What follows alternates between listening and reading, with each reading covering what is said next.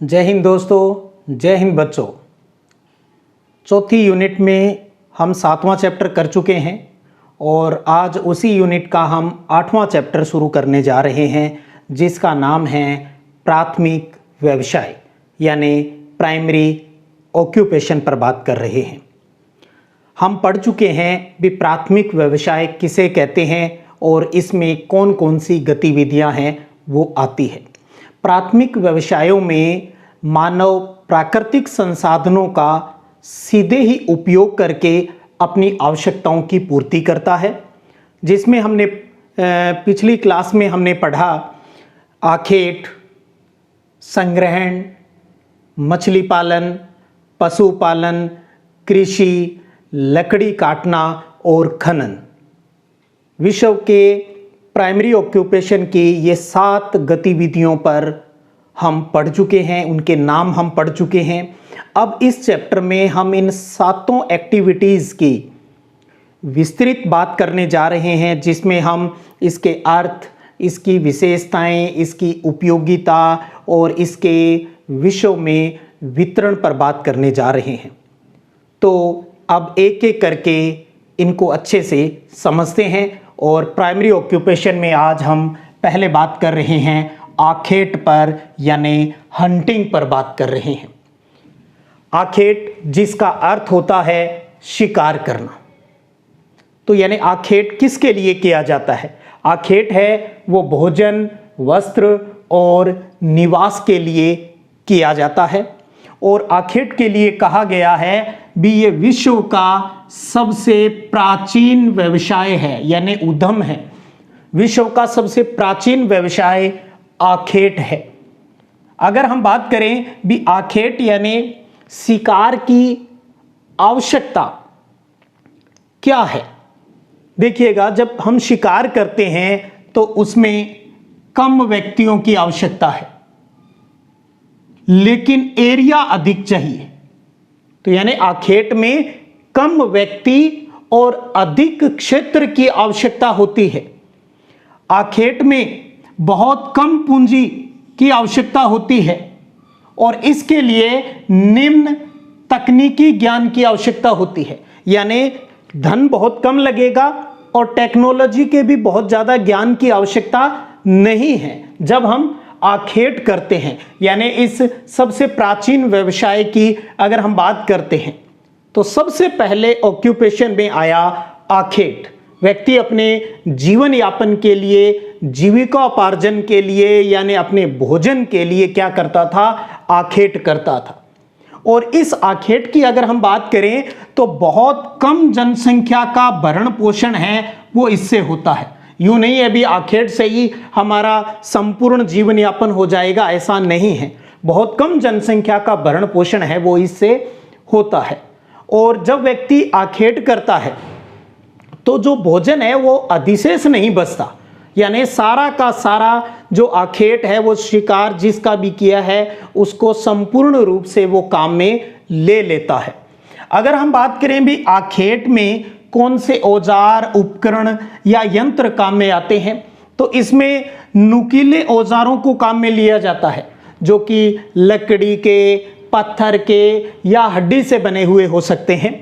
इसके लिए विषाक्त बाण, जहरीले बाणों को काम में लिया जाता है और रस्सी से बने फंदे को काम में लिया जाता है। तो शिकार करने के लिए नुकीले औजार, विषाक्त बाण और फंदा है वो काम में आता है। अब अगर इस चीज को हम ऐसे समझें भी हम जिस सबसे प्राचीन व्यवसाय की बात कर रहे हैं वो होता कहां पे है, होता कहां पे है और ज्यादा कौन से लोग इसको करते हैं। तो आखेट क्षेत्र और लोगों की अगर हम बात करें तो देखिएगा अति शीत यानी बहुत ज्यादा ठंड और अति गर्म, बहुत ज्यादा गर्म। तो अति शीत और अति गर्म क्षेत्रों में रहने वाली जनजातियां, गौर कीजिएगा दूसरे चैप्टर में हम विश्व की प्रमुख जनजातियां पढ़ चुके हैं। एक तरीके से हम उस चैप्टर का भी यहां दोहरान कर रहे हैं। तो अति शीत और अति गर्म क्षेत्रों में रहने वाली जनजातियां हैं वो आखेट क्षेत्र है।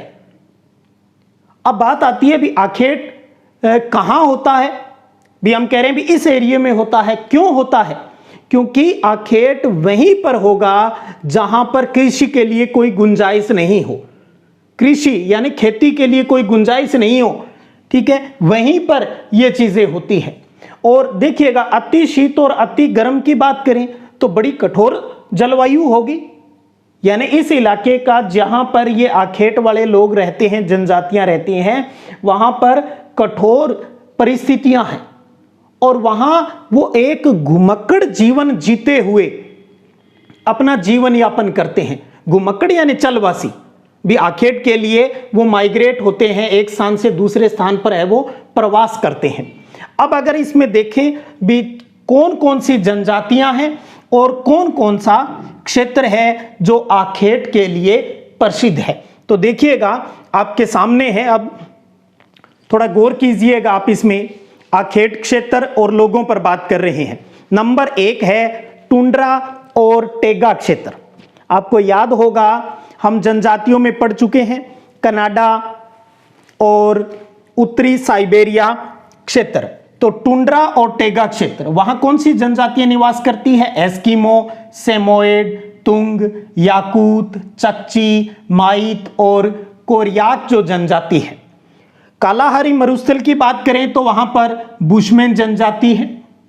कांगो बेसिन की बात करें तो वहां पर पिग्मी जनजाति है। और मलाया क्षेत्र की बात करें तो वहां पर सेमांग और सकाई जनजाति है। बोर्निया की बात करें तो वहां पर पुनान जनजाति है। न्यू गिनी क्षेत्र की बात करें तो वहां पर पापुआन जनजाति है। और अमेजन बेसिन की बात करें तो वहां पर जीवारो यागुआ जनजाति है जो रहती है, वो आखेट के लिए प्रसिद्ध है, आखेट करते हैं ये लोग। तो टुंड्रा और टेगा क्षेत्र हम विश्व मानचित्र पर इसके बारे में पढ़ चुके हैं। कनाडा और उत्तरी साइबेरिया वाला क्षेत्र हो गया। कालाहारी मरुस्थल है वो अफ्रीका महाद्वीप में हो गया। कांगो बेसिन भी, ये भी अफ्रीका महाद्वीप में है।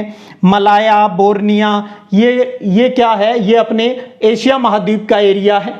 दक्षिणी पूर्वी एशिया क्षेत्र मलाया यानी मलेशिया साइड हो गई। बोर्निया यानी इंडोनेशिया क्षेत्र की बात हो रही है। न्यू गिनी हो गया, ऑस्ट्रेलिया महाद्वीप से जस्ट ऊपर की बात हो गई। अमेजन बेसिन की बात करें तो दक्षिणी अमेरिका महाद्वीप जो है उसके अंतर्गत अमेजन बेसिन, जहां पर जीवारो यागुआ जनजाति रहती है। तो यानी आपके सामने ये मैं जिन जनजातियों की बात कर रहा हूं जो हम पहले पढ़ भी चुके हैं, ये आखेट के लिए प्रसिद्ध है, ये आखेट करते हैं ये लोग। और आखेट के बाद जब हम भोजन संग्रहण पढ़ेंगे, दूसरा जो प्राथमिक व्यवसाय की जो गतिविधि है उस पर बात करेंगे, तो आप यही समझ ले जो 2 से लेकर 7 तक जो निशान लगाए हैं, या पर्वतीय क्षेत्रों की बात कर लूं, वनों की बात कर लूं, तो यही जनजातियां हैं और पर्वतीय जो क्षेत्र हैं वो भोजन संग्रहण के लिए भी जाने जाते हैं। यानी ये लोग आखेट के साथ साथ भोजन संग्रहण का कार्य भी करते हैं। तो यानी एक तरीके से आखेट हुआ और जो भोजन संग्रहण हुआ, ये हमारे सबसे प्राचीन व्यवसायों में आते हैं। अब एक चीज यहां पर और देखिएगा, क्या आखेट आज भी होता है? तो देखिएगा, भारत के साथ साथ विश्व के बहुत से क्षेत्रों के अंतर्गत आखेट यानी हंटिंग पर प्रतिबंध लगा दिया गया है। तो परीक्षा की दृष्टि से यह भी एक प्रश्न बन जाता है भी भारत में शिकार पर पूर्ण प्रतिबंध लगा दिया गया है, क्यों? देखिएगा, अगर हम इसके कारण को जाने तो क्योंकि जब शिकार करते हैं लोग तो वो एक अवैध शिकार के कारण जीवों की कई जातियां या तो लुप्त हो गई है या संकटापन है, यानी लुप्त होने की कगार पर है। तो इस वजह से भारत और विश्व के बहुत से क्षेत्रों में शिकार पर पूर्ण रूप से प्रतिबंध है वो लगा दिया गया है। तो इस तरीके से आप ये समझिएगा भी आज शिकार में पूर्ण प्रतिबंध है भारत, लेकिन फिर भी आप देखेंगे बहुत सी जगह पर जो जनजाति लोग हैं वो आखेट करते हैं, हालांकि पहले की तुलना में बहुत कम आखेट किया जाता है। तो यानी कुछ विशिष्ट क्षेत्रों के अंतर्गत ही आखेट है वो किया जाता है, और समय के साथ साथ इन्होंने अपना व्यवसाय है वो चेंज किया है। और अब आखेट से जुड़ी जनजातियां जो है वो भी स्थायी रूप से आवास बनाकर रहने लग गई है। तो ये था प्राइमरी ऑक्यूपेशन का आखेट, जो विश्व का सबसे प्राचीन व्यवसाय है। अब बात करते हैं दूसरी प्राथमिक गतिविधि, जिसका नाम है संग्रहण यानी गैदरिंग। हमने इससे पहले आखेट पढ़ लिया है, तो आखेट की तरह ही ये भोजन संग्रहण भी मानव का सबसे पुराना व्यवसाय है। इसमें मानव अपनी आवश्यकताओं की पूर्ति के लिए विभिन्न प्रकार की वस्तुओं का संग्रहण करता है, यानी अपनी ज़रूरत की चीज़ों को एकत्रित कर लेता है, यानी एकत्रीकरण कर लेता है। और जो लोग भोज्य पदार्थों का संग्रहण करते हैं वो लोग न तो कृषि करते हैं और न ही पशुपालन करते हैं और न ही पर्यावरण के साथ किसी प्रकार की कोई छेड़खानी करते हैं। और जब खाद्य संग्रहण करने वाला व्यक्ति वनों से, जंगलों से चीज़ों का संग्रहण करता है तो ये जो क्रिया है ये दो प्रकार से करता है। वो पहली है जीवन निर्वाह के लिए संग्रहण, यानी अपने जीवन यापन के लिए, अपनी बेसिक आवश्यकताओं की पूर्ति के लिए संग्रहण करना। और दूसरा है व्यापार के लिए संग्रहण करना। अब पहले इन दोनों को देखते हैं। जीवन निर्वाह के लिए संग्रहण ये उन क्षेत्रों में होगा जहां पर साइंस और टेक्नोलॉजी है उसका डेवलपमेंट नहीं हुआ है, यानी जो आर्थिक दृष्टि से जो पिछड़ा क्षेत्र है वहां पर जीवन निर्वाह के लिए व्यक्ति भोज्य पदार्थों का संग्रहण करता है। अब देखिए संग्रहण वो किन किन चीजों का किस रूप में करता है उसको भी हम देख लेते हैं। जैसे भोजन के लिए फल, कंदमूल, पुष्प और शहद का संग्रहण करता है। वस्त्र के लिए वो वृक्षों की छाल, पत्तियों और घास का संग्रहण करता है। निवास यानी अपने घर और अपनी झोंपड़ी जहां वो रहता है उसके लिए बांस, वृक्षों की शाखाएं, पत्तियां, लकड़ी और घास फूस है उसका वो एकत्रीकरण करता है। घरेलू आवश्यकता की अगर बात करें तो घरेलू आवश्यकता के लिए वो जलाने की लकड़ियों का संग्रहण करता है। और जब उसको कोई चोट लग जाती है तो जैसे घाव पर लगाने के लिए या शारीरिक चोट पर बांधने के लिए, रोगों की चिकित्सा के लिए वो क्या करता है, वो जंगलों से औषधियों और जड़ी बूटियों को एकत्रित करता है, यानी उनका संग्रहण करता है। तो अगर हम मोटे मोटे रूप से देखें तो जीवन यापन के लिए मुख्यतः इन 5 बिंदुओं के आधार पर वो संग्रहण है वो व्यक्ति करता है, मानव करता है।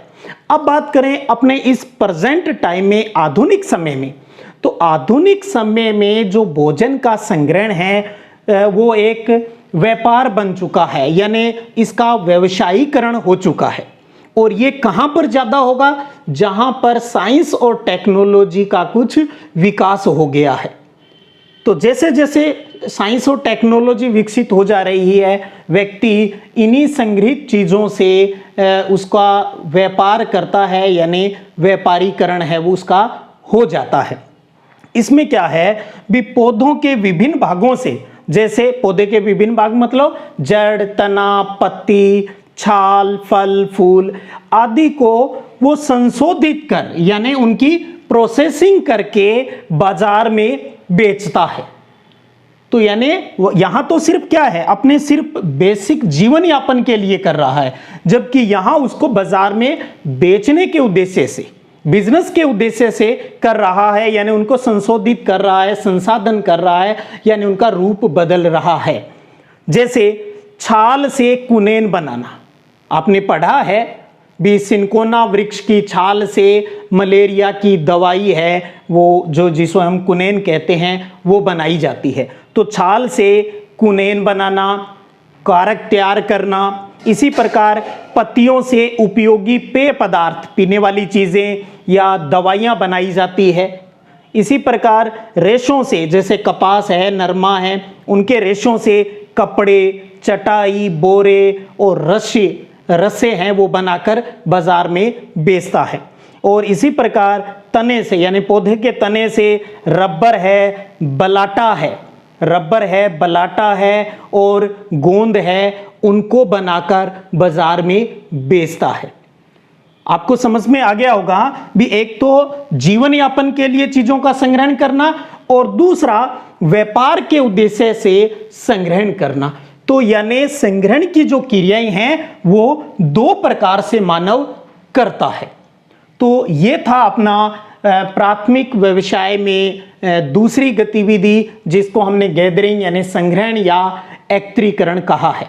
तो इस प्रकार आज की अपनी इस वीडियो क्लास में हमने आखेट और संग्रहण दो बिंदुओं पर यानी दो गतिविधियों पर बात की है। उनकी उपयोगिता, उनकी विशेषता और उनके क्षेत्र पर हमने बात की है। दोनों का जो क्षेत्र है, एरिया है, चाहे वो आखेट है चाहे संग्रहण है, वो लगभग सेम है। तो यानी जहां आखेट हो रहा है उसी क्षेत्र में संग्रहण का, गैदरिंग का कार्य भी होता है।